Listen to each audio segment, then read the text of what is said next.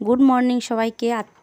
আমি আজকে বাচ্চাদের একটা নাস্তার রেসিপি করে দেখাবো। এই জন্য আমি বাড়িতে আমার কিছু পাউরুটি ছিল, পাউরুটিটা কিউব করে ছোটো ছোটো করে পিস করে কেটে নিয়েছি।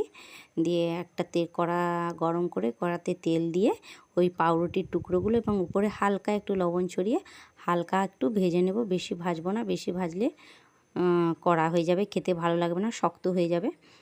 বাচ্চারা তো সবসময় সফট জিনিস পছন্দ করে, আর কারো বাচ্চা যদি মনে হয় না একটু কড়া করলে ভালো, তো ক্রিসপি হবে, সে করতে পারো।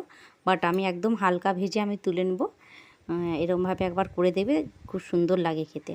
এবার আমি একটু তেল আবার এই কড়া রুটিটা নামিয়ে কড়াতে তেল দিলাম।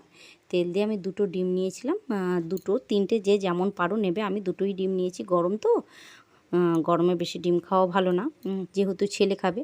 আর ডিমে আমি একটু গোলমরিচ আর লবণ দিয়ে ডিমটা ভালো করে ফেটিয়ে আমি একদম ছোটো ছোটো করে টুকরো করে, দেখো আমি এরকমভাবে ভেজে আর তুলে নেব। ডিমটা প্রায় আমার ভাজা হয়ে গেছে, ডিমটা তুলে নিলাম। এবার এই কড়াতে আবার একটু তেল দিলাম আর জিরে ফোড়ন দিলাম। আমার তো পেঁয়াজ কুচি করা হয়নি, ছেলের তো প্রচুর খিদা পেয়ে গেছে, সে আর পারছে না। আর আদা রসুন ছিল ফ্রিজে, আমি একটু আদা রসুনটা বের করে আর একটু চিটকাচ্ছিল বলে একটু লবণ দিলাম।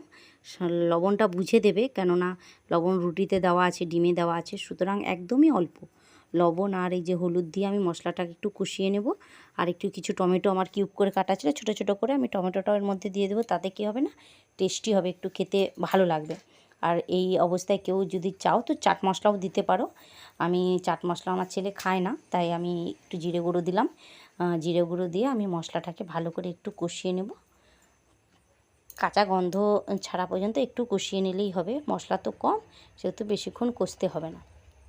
মশলাটা কষা হয়ে গেলে আমি যে ডিম আর রুটিটা ভেজে রেখেছিলাম আগের থেকে, সেটা এর মধ্যে মিশিয়ে নিলেই হবে।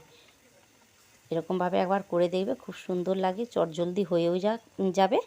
আর বাড়িতে থাকা উপকরণ দিয়েও হয়ে যাবে, কোনো অসুবিধা নেই। আর বাচ্চারা খেতেও খুব পছন্দ করবে। এতে যদি বড়রা খায় অবশ্যই লঙ্কা কুচি করে দেবে, লঙ্কা কুচি দিলে খেতে টেস্ট ভালো লাগবে। আর এটা সস দিয়েই খাওয়া হবে, এর সাথে আর কিছুই লাগবে না। গরম গরম সস দিয়ে পরিবেশন করবে, বাচ্চা বড় সবাই খেতে খুব পছন্দ করবে। চলো টাটা, বাই বাই, সবাই ভালো থেকো, সুস্থ থেকো।